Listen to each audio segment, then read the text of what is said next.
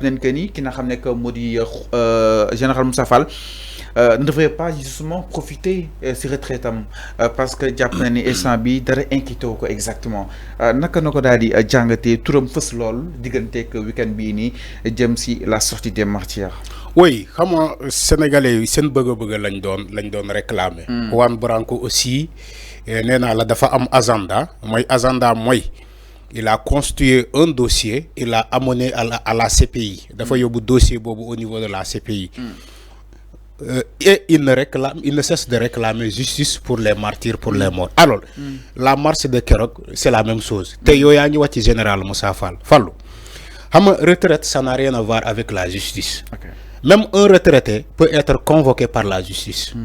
Donc, vous faites que dans l'exercice de tes fonctions, da nga def lo xamantene waro ko def donc la nga def lu deful justice bu la soxla da lay convoquer tout simplement donc on peut pas nous parler de la retraite de Moussa Fall on parle pas de ça avant la retraite amna lu fi xewon ñi dañu japp ni Moussa est dara inquiété wu non c'est pas comme à tout moment il peut convoquer non à tout moment il peut être convoqué xama aussi les massacres parce que man massacre là les jeunes qu'on a tués ci les manifestations man massacre là ko jappé ñi bu ñuy wacc massacre bobu on n'a pas visé la police on n'a pas visé la gendarmerie mais on a visé les hauts responsables parce que ñom ñoy jox ordre yi quand tu vois quelqu'un réclamer la tête ou bien la convocation de Antoine Diome c'est pas parce que c'est Antoine Diome qui a tiré on dit Antoine Diome, c'était le ministre de l'Intérieur. Ministre de l'Intérieur, mon garanti, mon assuré le maintien de l'ordre dans tout l'étendue du pays. Écoutez bien. Le ministre de l'Intérieur, mon assuré Karangé sénégalais, la sécurité des personnes et de leurs biens. Parce que la mission de maintien de l'ordre, ordre bi ci mom lay jógee, le ministre de l'Intérieur. Alors, ci jamono bobu, yalla dafa def c'est Antoine Diome qui était le ministre de l'Intérieur. C'est Général Yag qui était au niveau de la police. Et aussi c'est Général Moussa Fall, au haut commandement de la gendarmerie. Moi, les gens réclament leur convocation. Parce que Daniel Diaponi que mission de maintien de l'ordre dans ce pays, nous avons un débordement. C'est parce qu'un ordre a été donné. Parce que des ordres ont été donnés. Parce que aussi, nous sur le terrain ont reçu des ordres venant des supérieurs. Quels sont ces supérieurs-là? Je crois que nous l'avons cité. La responsabilité de Antoine Félix Diome est engagée. La responsabilité du général Moussa Fall est engagée. La responsabilité aussi du général Yag est aussi engagée. C'est la réclamation des gens. Ni la réclamer mbiri. Donc, munoo ne woy diw ak Masamba ñoo def ni et nga bay ndey bi ligi moy les ordonnateurs. Il y a ce qu'on appelle des ordonnateurs, il y a aussi ce qu'on appelle des exécuteurs. Maintenant ordonnateurs yoy ñom lañuy réclamer sen convocation. Aussi c'est normal. C'est le peuple qui demande. Maintenant bu fekkee peuple bi ni la soxla wax naa ko fii keroog ci émission bi nañu defal le peuple ce qu'il veut.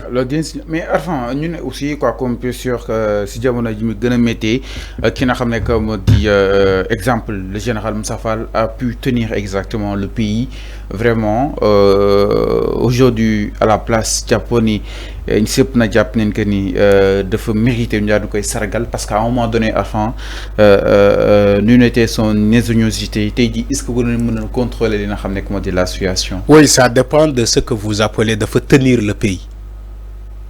Lan la tenir le pays.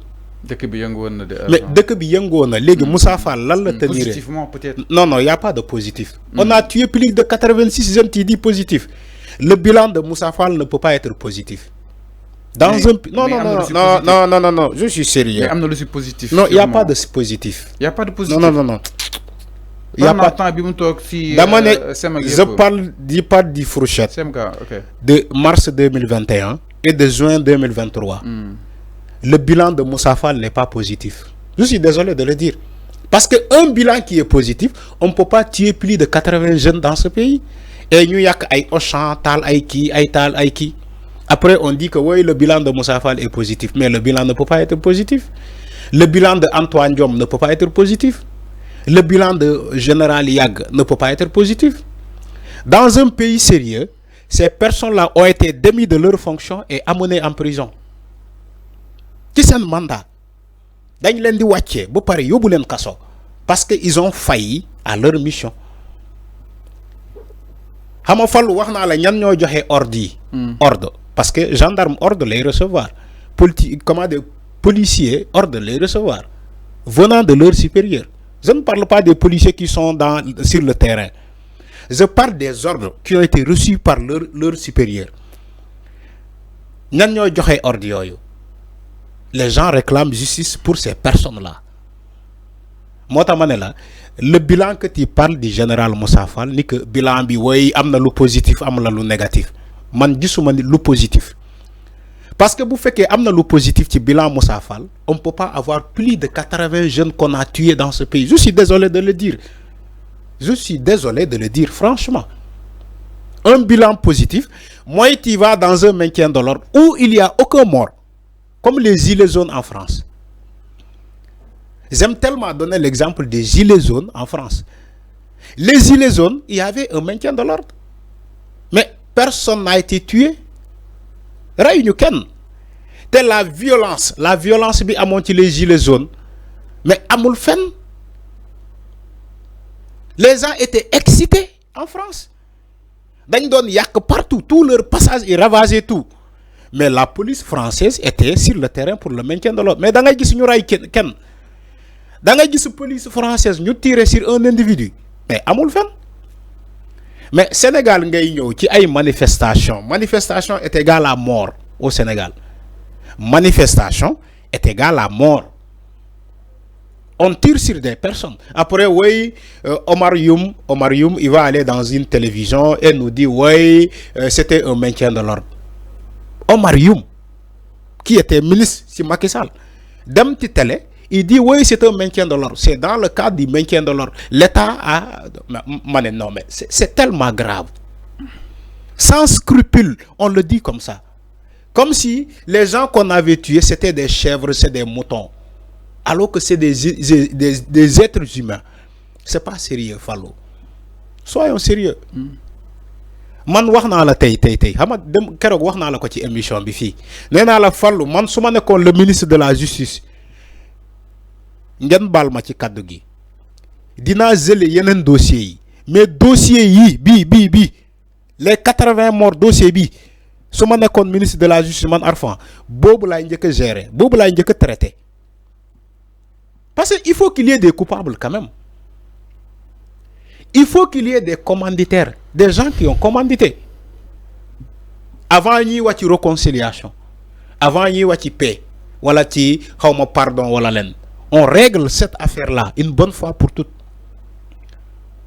Soit le régime de Bassirou Diomaye Faye, il fait le procès, il règle cette affaire bala 2029, ou bien un autre président viendra et il va régler ce dossier-là autrement. Donc, Manginan Pastef, pour nous régler ce problème-là. Les gens ne peuvent pas continuer de manifester dans les rues pour réclamer justice sur les morts-là. Les familles des détenus, les familles des victimes, ils ne peuvent pas marcher dans les rues du Sénégal pour réclamer ce dossier-là. Alors qu'il y a un gouvernement qui est là. Même si les manifestants, il y a des membres de PASTEF qui étaient là-bas. Alors, donc par rapport à Miro qui n'a justement général Moussa Fall, donc Juan Branco se pose cette question: pourquoi Moussa Fall jouit-il de sa retraite en pays? Pourquoi qui n'a général Moussa Fall retraite mu koy daal dund si jàmm dara inquiété ko exactement loolu lay daal di laajte par rapport ak li nga xam ne moo di wàll wi ñu daal di ñëw itam si leneen ñu daal si desandi ba tey parce que comme plus sûr cette affaire a quand même marqué ce week-end alors Arfan day daal di yegg si ki nga xam ne